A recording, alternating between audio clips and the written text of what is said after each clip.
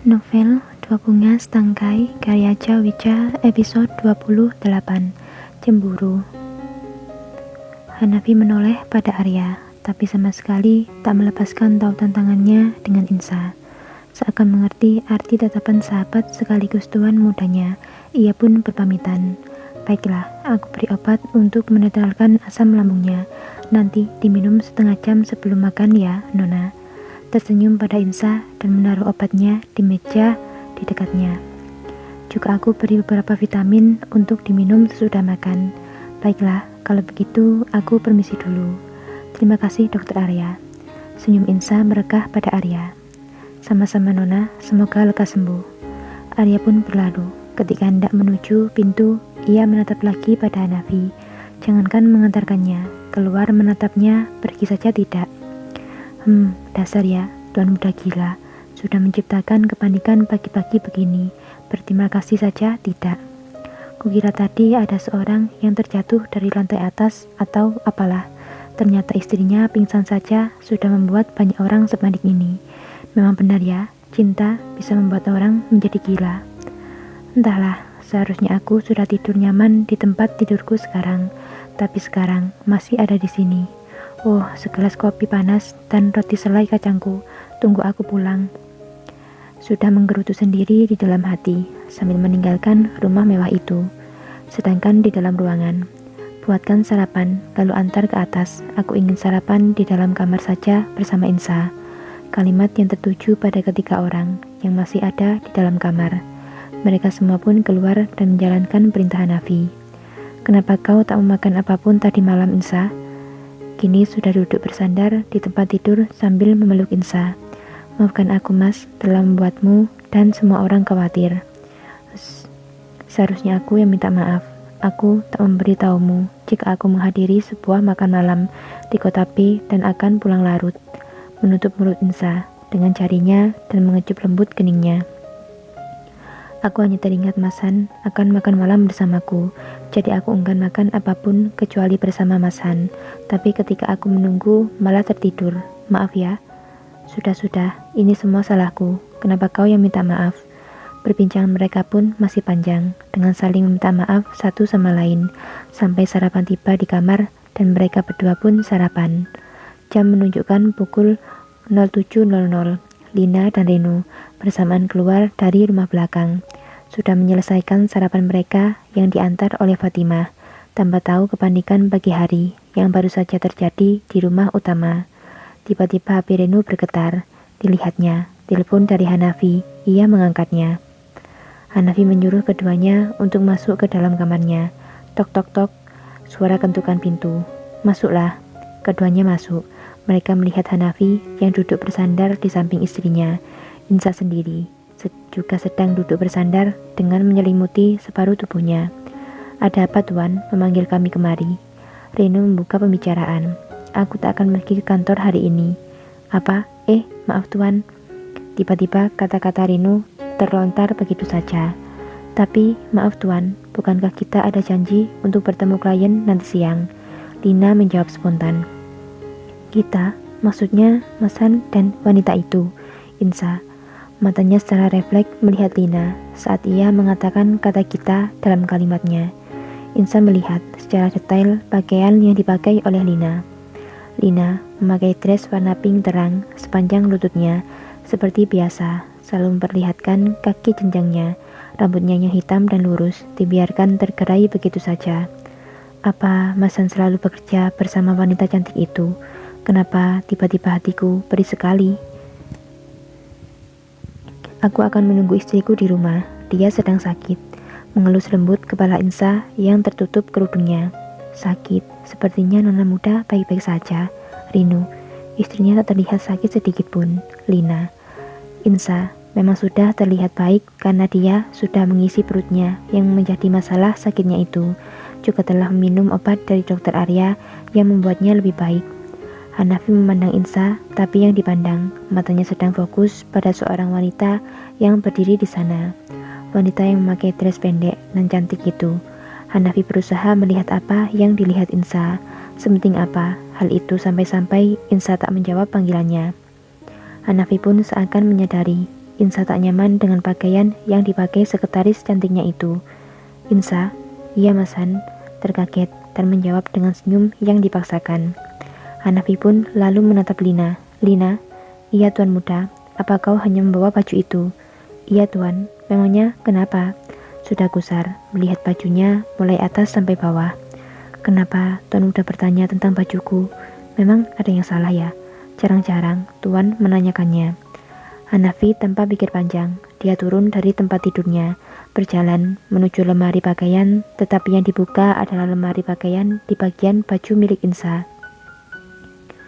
Dipilihnya satu dress panjang, berwarna sama seperti baju Lina, yaitu pink terang, tetapi dengan model semua bagian tubuh yang tertutup sempurna. Diambilnya dress panjang itu, lalu diberikannya pada Lina, yang masih menatap Hanafi dengan kebingungannya. Ambillah, ganti bajumu dengan ini. Memberikan dress itu dengan satu tangannya, tanpa memandang Lina. Tapi Tuan, ini kan baju Nona. Menerima baju itu dan memandang Hanafi dan Insa bergantian. Tak apa, pakailah. Kau bisa ganti bajumu di kamar mandi, saut Insa. Senyumnya kembali merekah, karena tanpa Insa minta pun, Hanafi sudah mengerti tentang perasaannya. Lina sekarang menatap Hanafi. Wajahnya merah padam. Ia baru menyadari baju apa yang diberikan Hanafi padanya. Ia pun segera masuk ke dalam kamar mandi dan mengganti pakaiannya. Hanafi kini sudah kembali ke tempat tidur, menggenggam tangan Insa erat. Tak apa kan, aku memberikan bajumu pada Lina. Aku akan membelikanmu yang baru. Tentu saja Mas Han, tak usah. Bajuku masih banyak yang belum terpakai dan semua masih baru. Tersenyum puas pada Hanafi sekarang. Oh, jadi dia namanya Lina. Kau memang wanita terbaik, Insa. Ini sudah mencubit kemas pipi Insa. Au, sakit Mas Han, memekik dan mencoba mendorong tangan jahil Hanafi. Sebenarnya, kaulah lelaki yang terbaik, Mas. Kau bisa menjaga perasaanku dengan baik. Kau mengerti, meski aku tak mengatakan apapun padamu. Hihi, kalau begitu, aku akan mengobatinya dengan Satu kecupan lembut pun menempel di pipi Insa. Wajah Insa pun kini merona karena perbuatan Hanafi. Mereka terus saja bercanda dan menggoda satu sama lain di atas tempat tidur mereka. Sementara yang di sebelah sana, lelaki yang berdiri mematung menyaksikan drama di depan matanya. Ia beberapa kali nampak berpaling memandang ke segala arah. Hei, Tuan Muda, apa Anda lupa masih ada manusia di sini? Memang benar ya, orang kalau sudah jatuh cinta, seakan dunia milik berdua. Tuhan, kapan kecondongan ini akan berakhir bahagia seperti Tuan Muda? Ini juga kenapa Lina lama sekali sih? Aku jadi harus menyaksikan drama dua sejoli yang sedang dimabuk cinta begini. Lina akhirnya keluar dari kamar mandi, memakai dress panjang yang diberikan Hanafi tadi, tetap dengan rambutnya yang terurai indah di belakang punggungnya. Sekarang, pandangan Hanafi dan Insa melihat Lina bersamaan. Lina masih keluar dengan muka yang merah padam. Ia merasa malu, karena kenapa harus Hanafi yang memberinya baju super tertutup ini. Ia menyesal memakainya hari ini, ketika ia pertama kali berada di rumah utama. Kau terlihat lebih cantik memakai baju itu, Lina. Hanafi memujinya, karena ia tahu Lina sangat merasa malu saat itu, sehingga ia sedikit memberinya pujian. Cantik, Mas Han bilang dia cantik. Wajah Insa sudah cemberut lagi dibuatnya. Benarkah Tuan? Benar saja, sedikit pujian dari Hanafi membuat matanya kini berbinar senang, karena untuk pertama kalinya dia mendapat kata cantik dari tuannya. Selama ini, meski Lina setiap hari sudah berdandan maksimal, Hanafi sama sekali tak pernah melihatnya, apalagi memujinya. Iya, kau cantik memakainya.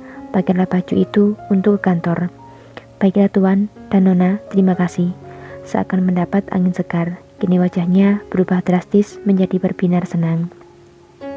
Iya, benar Lina, cantik sekali memakai itu. Insa sedikit menekankan kata cantik dalam kalimatnya. Entah kenapa, hatinya terasa terbakar saat Hanafi bilang sekretarisnya itu cantik. Hanafi yang sadar akan kalimat Insa, ia seketika menoleh. Insa memandangnya dengan tatapan heran. Memang benar kan mas, Lina sangat cantik memakai dress itu. menjawab dengan senyum yang dipaksakan. Tapi lebih cantik, kalimatnya belum selesai, tapi Insa sudah menjawabnya. Lebih cantik Lina yang memakainya kan daripada aku. Sekarang malingkan wajahnya. Insa sudah tidak bisa menutup lagi rasa cemburunya. Jantungnya berdegup kencang dan hatinya terasa panas terbakar api cemburunya. Insa, dengarkan aku dulu. Dan perdebatan mereka masih panjang lagi. Hanafi menjelaskan panjang lebar pada Insa, tapi ia tak mempedulikannya, bahkan menjawab pun tidak. Lina dan Linu yang menyadari mereka adalah sumbernya, terutama Lina, merasa salah tingkah sendiri. Akhirnya Linu membuka suara. Tuan, maafkan saya sebelumnya, tapi kami harus pamit, kami harus segera ke kantor. Memutuskan untuk pergi saja, daripada tambah rumit urusannya. Iya Tuan, sebentar lagi ada rapat di kantor. Berusaha meyakinkan kalimat Rinu. Dua sejoli itu segera diam, memandang Rinu dan Lina bersamaan. Baiklah, pergilah, kirimkan padaku hasil rapat nanti. Perintahkan pada Pak Sun untuk memimpin rapatnya. Katakan padanya, aku tak bisa hadir dan gantikan semua agendaku hari ini. Sudah mengusir dengan tatapan matanya. Baik Tuan, dan Nona, saya permisi dulu. Terima kasih atas kebaikannya. Lina keluar ruangan lebih dulu, disusul oleh Rinu, yang hanya menganggukkan kepala sopan. Aku hanya mencintaimu, Insa. Mas Han bilang dia cantik. Kau cemburu? Tidak. Haha, katakan saja. Tidak usah malu-malu. Tidak. Perdebatan mereka masih terdengar sampai Rinu dan Lina menuruni tangga. Dan akhirnya, semua karyawan yang berada di bawah naungan Wijaya Group diwajibkan untuk memakai pakaian tertutup saat bekerja, terutama seorang wanita. Itu adalah peraturan terbaru pemilik Wijaya Group untuk semua karyawannya, baik di kantor utama maupun kantor cabang. Bersambung.